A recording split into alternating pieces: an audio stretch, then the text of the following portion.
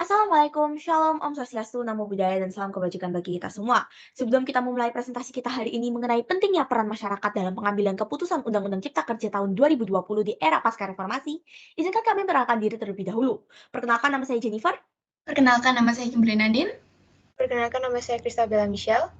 dan kami dari 3 serangkai dari SMA Kafratran, Surabaya. Latar belakang, Indonesia di era globalisasi telah memasuki era reformasi di mana demokrasi dan partisipasi publik di forum terbuka telah menjadi hal yang diharapkan oleh masyarakat.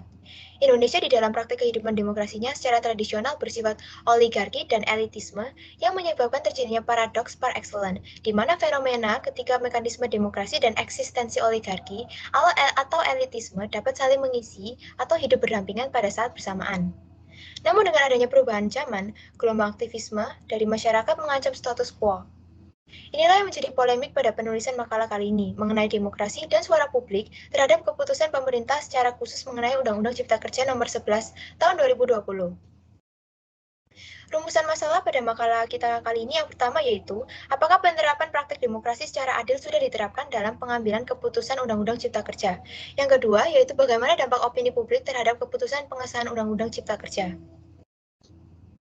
Tinjauan pustaka, negara hukum. Menurut Plato, negara hukum adalah negara yang memberikan keadilan bagi rakyatnya, di mana segala tindakan yang dilakukan oleh negara dan wakil-wakilnya harus sesuai dengan undang-undang dan tidak boleh menyimpang dari konsep keadilan.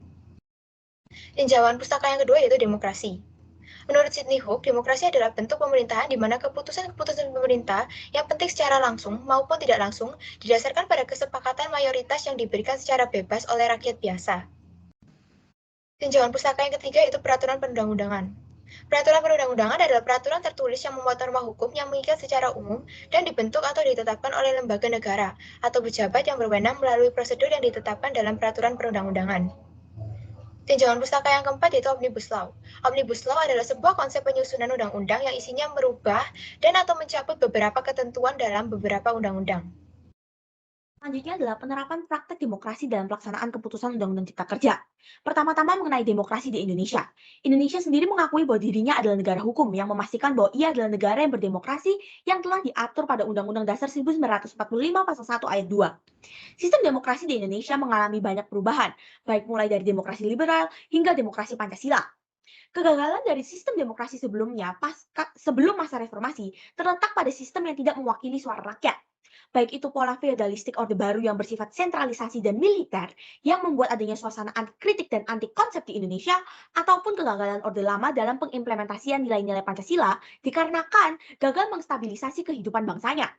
Kegagalan inilah yang memunculkan adanya suatu pemberontakan untuk memasuki era reformasi di birokrasi Indonesia. Era reformasi inilah titik peralihan bagi Indonesia di mana ia dapat menjadi consolidated democracy atau consolidated anarchy. Inilah mengapa respon birokrasi Indonesia terhadap aspirasi warganya sangat penting dalam masa depan negaranya. Isi Undang-Undang Cipta Kerja. Undang-Undang Cipta Kerja merupakan undang-undang dengan konsep Omnibus Law yang diketahui merevisi secara langsung sejumlah 80 undang-undang dan lebih dari 1.200 pasal hanya dengan satu undang-undang yang mengatur multisektor.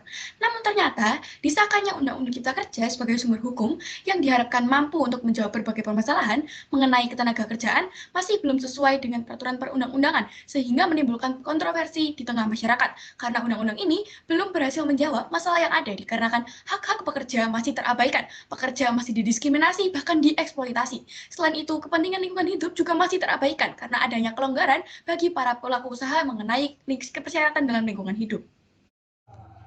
Selanjutnya adalah dampak opini publik terhadap keputusan pengesahan Undang-Undang Cipta Kerja. Suara rakyat dalam Undang-Undang Cipta Kerja adalah suatu hal yang penting. Mengingat bahwa Undang-Undang Cipta Kerja seperti yang telah dibahas sebelumnya telah melanggar adanya hak asasi buruh sebagai seorang pekerja yang dianggap didiskriminasi dan dieksploitasi. Dikarenakan undang-undang ini dinilai lebih menguntungkan bagi para investor.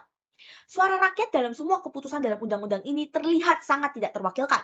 Mengingat bahwa menurut survei yang dilakukan oleh Litbang Kompas pada tahun 2023 menunjukkan bahwa mayoritas sekitar 60,5% responden menyatakan bahwa Undang-Undang Cipta Kerja belum mewakili aspirasi rakyatnya. Bahkan tak sampai sepertiga responden yang mengaku sudah terwakili dengan pasal-pasal yang terkandung dalam aturan tersebut. Hal ini menunjukkan suatu paradoks di mana Indonesia adalah negara berdemokrasi, namun dalam pembentukan undang-undang yang masih minim adanya kepedulian terhadap suara rakyat.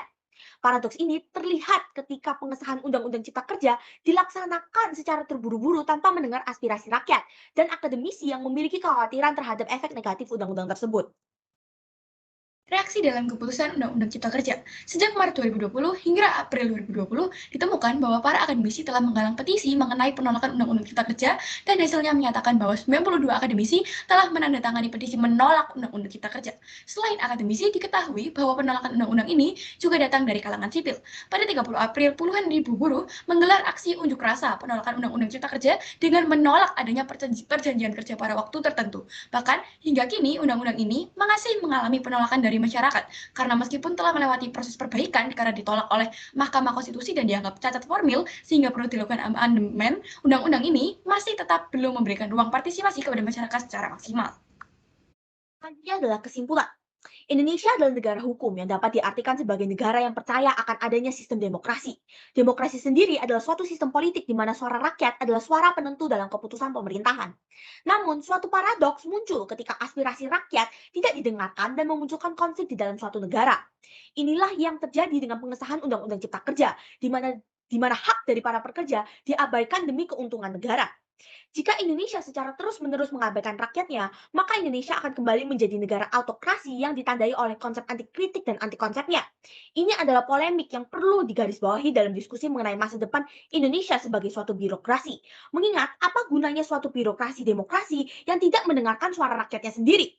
Vox Populi Vox Dei, suara rakyat adalah suara Tuhan. Ini adalah suatu yang harus dihayati dalam birokrasi Indonesia untuk memastikan adanya consolidated democracy ke depannya. Saran, berdasarkan penelitian yang telah dilakukan, penulis berharap agar pemerintah dapat mengkaji ulang mengenai Undang-Undang Cipta Kerja dengan memperhatikan mengenai asas keterbukaan dan asas kejelasan rumusan sesuai dengan pasal 5 Undang-Undang Nomor 12 Tahun 2011 tentang pembentukan perundang-undangan dengan membuat proses penyebaran informasi tentang perubahan pasal-pasal maupun perumusan peraturan perundang-undangan bersifat transparan. Pergi ke Bali bersama kekasih, sekian dari kami dan terima kasih.